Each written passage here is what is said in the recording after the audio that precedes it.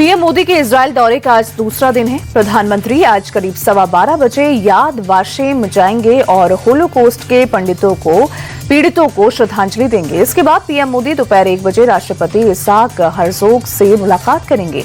PM Modi और PM Netanyahu के बीच दोपहर 2:40 पर डेलीगेशन लेवल की चर्चा होगी, जिसके बाद करीब $10 अरब का डिफेंस डील और फ्री ट्रेड एग्रीमेंट पर साइन किया जाएगा। पीएम मोदी भारतीय और यहूदी समुदाय के गणमान्य लोगों के एक दल से भी मुलाकात करेंगे। पीएम मोदी को इजरायली संसद के स्पीकर अमीर ओहाना ने सर्वोच्च सम्मान speaker of the Knesset medal से नवाजा। पीएम मोदी इजरायली संसद के इस सर्वोच्च सम्मान को पाने वाले पहले विदेशी नेता हैं। उन्हें भारत और इजरायल के बीच रणनीतिक संबंधों को मजबूत करने में असाधारण योगदान के लिए सम्मानित किया गया। पीएम मोदी को इससे पहले 2018 में फिलिस्तीन भी अपने सर्वोच्च सम्मान grand collar of the state of Palestine से नवाजा गया है। पीएम मोदी ने इजरायल की संसद नेसेट को संबोधित करते हुए आतंकवाद पर करारा हमला बोला। प्रधानमंत्री ने 7 अक्टूबर को इजरायल पर हमास के हमले की निंदा करते हुए कहा कि भारत इजरायल के साथ मजबूती से खड़ा है और निर्दोष नागरिकों की हत्या किसी हाल में बर्दाश्त नहीं की जा सकती है। न हम 26/11 भूले और न ही हम 7/10 भूलेंगे। पीएम मोदी ने कहा कि भारत शांति की हर कोशिश के साथ है। हम यूएन की शांति की पहल का भी स्वागत करते हैं। पीएम मोदी ने कहा कि भारत में यहूदी बिना डर के रहते हैं। भारत के यहूदियों पर हमें गर्व है। पीएम ने कहा कि भारत तेजी से बढ़ने वाली इकोनॉमी है। भारत बहुत जल्द दुनिया की तीसरी बड़ी अर्थव्यवस्था होगा। पीएम ने कहा कि इजरायल भी इनोवेशन का पावर हाउस है। इजरायल को स्टार्टअप नेशन कहा जाता है। हम भी क्रिएटिविटी और इनोवेशन पर जोर दे रहे हैं। इजरायल के साथ हम फ्री ट्रेड एग्रीमेंट पर काम कर रहे हैं। पीएम मोदी के संबोधन से पहले इजरायल की संसद नेसेट में मोदी मोदी के नारे लगे। इजरायली संसद के स्पीकर अमीर ओहाना ने भारत की जमकर तारीफ की और कहा कि भारत दुनिया का सबसे तेज विकास करने वाला देश है। दुनिया में इस वक्त मोदी बहुत असरदार नेता हैं। वहीं पीएम मोदी के स्वागत के लिए इजरायली संसद को तिरंगे के रंग से सजाया गया। इजरायली पीएम नेतन्याहू ने भी पीएम मोदी की जमकर तारीफ की। उन्होंने कहा कि वो प्रधानमंत्री मोदी से मिलकर बहुत उत्साहित है। मोदी मेरे बहुत अच्छे दोस्त हैं, बल्कि दोस्त से बढ़कर मेरे भाई जैसे हैं। नेतन्याहू ने कहा कि भारत और इजरायल के बीच ट्रेड डबल सहयोग ट्रिपल हुआ। भारत में यहूदियों का हमेशा स्वागत हुआ है। प्रधानमंत्री नरेंद्र मोदी का तेल अवीव एयरपोर्ट पर ग्रैंड वेलकम हुआ। खुद इजरायली प्रधानमंत्री नेतन्याहू पीएम मोदी को रिसीव करने एयरपोर्ट पहुंचे। मोदी के प्लेन से उतरते ही दोनों नेता गर्मजोशी से गले मिले। गार्ड ऑफ ऑनर के बाद दोनों एक ही कार में बैठकर निकले। प्रधानमंत्री मोदी ने 9 साल पहले 2017 में इजरायल का दौरा किया था। प्रधानमंत्री नरेंद्र मोदी के इजरायल दौरे को लेकर राहुल गांधी ने निशाना साधा है। राहुल गांधी ने कहा कि अमेरिका से ट्रेड डील रद्द करने की चुनौती दिए हुए 24 घंटे से ज्यादा हो गए, लेकिन आप खामोशी से इजरायल चले गए। इस बार आप किसके कहने पर देश हित के खिलाफ समझौता करेंगे? एआई समिट में शर्टलेस प्रदर्शन के आरोपियों को पकड़ने शिमला पहुंची दिल्ली पुलिस के 15 जवान को हिमाचल पुलिस ने हिरासत में लिया। 3 लोगों को अगवा करने के आरोप में चिरगांव में एफआईआर दर्ज की गई। शर्टलेस प्रदर्शन के आरोपी 3 कांग्रेसी कार्यकर्ता सौरभ, सिद्धार्थ और अरबाज को ट्रांजिट रिमांड पर दिल्ली ले जा रही पुलिस टीम को हिमाचल पुलिस ने सोलन में रोका और पूरी कार्रवाई को गैर कानूनी करार दिया, जिसके बाद दिल्ली और हिमाचल पुलिस में काफी बहसबाजी हुई। हिमाचल पुलिस के एक्शन के बाद दिल्ली पुलिस ने शर्टलेस प्रदर्शन के तीनों आरोपी सौरभ, सिद्धार्थ और अरबाज का दीनदयाल उपाध्याय अस्पताल में मेडिकल करवाया और फिर तीनों को एसीजेएम के रेजिडेंस कोर्ट में रात 1 बजे पेश किया गया, जहां से दिल्ली पुलिस को तीनों की ट्रांजिट रिमांड मिल गई और पुलिस की टीम तीनों को लेकर दिल्ली के लिए रवाना हो गई। यूथ कांग्रेस के ये तीनों कार्यकर्ता हिमाचल के रहने वाले नहीं हैं। प्रदर्शन के बाद ये शिमला के रोहडू में एक होटल में छिपे थे, जहां से दिल्ली पुलिस की टीम ने इन्हें पकड़ा था। हिमाचल और दिल्ली पुलिस के बीच टकरार पर विपक्षी नेता जयराम रमेश ठाकुर ने कांग्रेस पर हमला किया और कहा, सीएम सुखविंदर सिंह सुक्खू हिमाचल को अपराधियों का अड्डा ना बनाएं और देवभूमि को देवभूमि ही रहने दें। जयराम ठाकुर ने शर्टलेस प्रदर्शन को राजद्रोह बताते हुए कहा कि एआई समिट में शर्टलेस प्रदर्शन को अंजाम देने के लिए दिल्ली के हिमाचल भवन का इस्तेमाल किया गया था और ये प्रदर्शन राहुल और प्रियंका गांधी के इशारे पर हुआ था। एआई समिट में शर्टलेस प्रदर्शन करने वाले यूथ कांग्रेस के नेताओं की मुसीबत बढ़ती जा रही है। 5 दिन की रिमांड खत्म होने के बाद कल दिल्ली पुलिस ने 5 आरोपियों को पटियाला हाउस कोर्ट में पेश किया, जहां कोर्ट ने 5 आरोपियों की पुलिस कस्टडी 4 दिन के लिए बढ़ा दी। इस मामले में यूथ कांग्रेस के अध्यक्ष समेत अब तक 8 लोगों की गिरफ्तारी हुई है और सभी पर दंगा उकसाने की गंभीर आरोप और धाराएं लगी हैं। कांग्रेस के कॉम्प्रोमाइज्ड पीएम वाले बयान पर बीजेपी ने पलटवार किया। केंद्रीय मंत्री पीयूष गोयल ने नेहरू, इंदिरा, राजीव और सोनिया गांधी को कॉम्प्रोमाइज्ड बताया। पीयूष गोयल ने कहा कि नेहरू गांधी परिवार ने हमेशा देश हित के साथ कॉम्प्रोमाइज किया। राष्ट्र हित के साथ इनके कॉम्प्रोमाइज को देश कभी नहीं भूल सकता है। पीयूष गोयल ने राहुल गांधी को एंटी इंडिया गैंग की कठपुतली बताते हुए विदेशी ताकतों के लिए देश हित से कॉम्प्रोमाइज करने का आरोप लगाया। प्रधानमंत्री मोदी के इजरायल दौरे पर कांग्रेस नेता प्रियंका गांधी ने तंज कसा ट्वीट कर लिखा कि उम्मीद है पीएम इजरायली संसद में गाजा में हुए नरसंहार पर अपना स्टैंड क्लियर करेंगे, क्योंकि भारत का इतिहास सच, शांति और न्याय के साथ जुड़े होने का है, जिस पर केंद्रीय मंत्री पीयूष गोयल ने पलटवार किया और कहा कि भारत के रिश्ते सभी देशों से हैं और भारत डायलॉग और डिप्लोमेसी से हर समस्या को हल करने की बात करता आया है। यौन शोषण के आरोपों में एफआईआर के बाद अभी मुक्तेश्वरानंद ने बड़ा दावा किया है। शंकराचार्य ने कहा कि मेरे पास बेगुनाही के पर्याप्त सबूत हैं। अभी मुक्तेश्वरानंद ने आरोप लगाने वाले आशुतोष ब्रह्मचारी को हिस्ट्रीशीटर बताया है। शंकराचार्य ने कहा कि जिन बटुकों को लेकर मुझ पर आरोप लगाए जा रहे हैं वो लंबे समय से आशुतोष ब्रह्मचारी के साथ रह रहे हैं। सूत्रों के हवाले से खबर है कि दोनों नाबालिगों ने यौन शोषण की पुष्टि की है और जज के सामने अपना बयान दर्ज कराया है।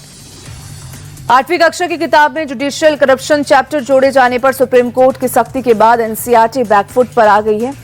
सूत्रों के मुताबिक एनसीईआरटी न्यायपालिका पर विवादित हिस्से को हटा सकती है। फिलहाल किताब को एनसीईआरटी की वेबसाइट से हटा दिया गया है। इस मामले में स्वतः संज्ञान लेते हुए सुप्रीम कोर्ट ने बड़ी फटकार लगाई थी। सीजेआई ने सख्त लहजे में कहा था कि किसी को भी न्यायपालिका को बदनाम करने की इजाजत नहीं है। कोई कितना भी बड़ा हो, कानून अपना काम करेगा। राजस्थान में अब 2 से ज्यादा बच्चे वाले लोग भी पंचायत और नगर पालिका चुनाव लड़ सकेंगे। भजनलाल कैबिनेट ने इस फैसले पर मुहर लगा दी है। इससे पहले प्रदेश में 2 से ज्यादा बच्चे होने पर पंचायती राज और नगरीय निकाय चुनाव लड़ने के लिए व्यक्ति को अयोग्य माना जाता था। आपको बता दें कि सरकार इसी सत्र में विधानसभा में इस प्रस्ताव को पेश करने की तैयारी में है। तो वहीं कांग्रेस का कहना है कि सरकार आरएसएस के एजेंट के रूप में काम कर रही है। झारखंड के दुमका में रेलवे स्टेशन के पास साहिबगंज गोविंदपुर स्टेट हाईवे पर बीती रात 4 ट्रक में भीषण आग लग गई, जिसमें एक शख्स की जलने से मौत हो गई जबकि 2 लोग गंभीर रूप से घायल हो गए हैं। पुलिस के मुताबिक लाइटर से भरे एक ट्रक की कोयला लदे ट्रक से टक्कर हो गई और दोनों ट्रक में आग लग गई। तेजी से फैली आग ने आसपास खड़े 2 और ट्रक को अपनी चपेट में ले लिया। मौके पर पहुंची फायर ब्रिगेड की टीम ने आग पर काबू पा लिया है। पश्चिम बंगाल के विधान नगर रेलवे स्टेशन पर लोकल ट्रेन में आग से मची अफरा तफरी। आग और धुआं देख ट्रेन को खाली कराया गया। यात्री ट्रेन से कूदकर बाहर निकले। ट्रेन के बैटरी बॉक्स में आग लगी थी। हालांकि आग की जानकारी पर पहुंची जीआरपी की टीम और स्थानीय लोगों ने आग पर काबू पाया। मौके पर रेलवे के अधिकारी भी पहुंचे। हालांकि आग से ट्रेन के किसी यात्री को नुकसान नहीं पहुंचा। पश्चिम बंगाल के बीरभूम में सैंथिया रेलवे स्टेशन के पास संदिग्ध बम मिलने की सूचना के बाद हड़कंप मच गया। जानकारी मिलते ही आरपीएफ, जीआरपीएफ और स्थानीय पुलिस मौके पर पहुंची। बम स्क्वाड को भी मौके पर पहुंची। वही सैंथिया रेलवे स्टेशन से 1.5 किलोमीटर दूर बम मिलने की जानकारी मिली। सुरक्षा के मद्देनजर एक ट्रैक पर कुछ देर के लिए ट्रेन सेवा रोक दी गई थी। जीआरपी ने संदिग्ध बम को बरामद जांच शुरू कर दी और बाद में ट्रैक पर दोबारा ट्रेन सेवा शुरू कर दी गई।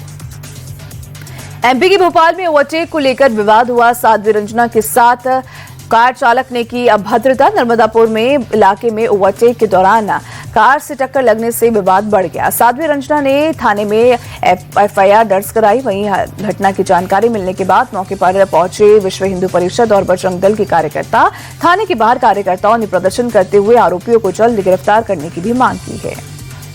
उत्तर प्रदेश के शामली में 2 पक्षों में हिंसक झड़प की तस्वीर सामने आई है। कैराना क्षेत्र में दोनों पक्ष एक दूसरे के सामने आ गए।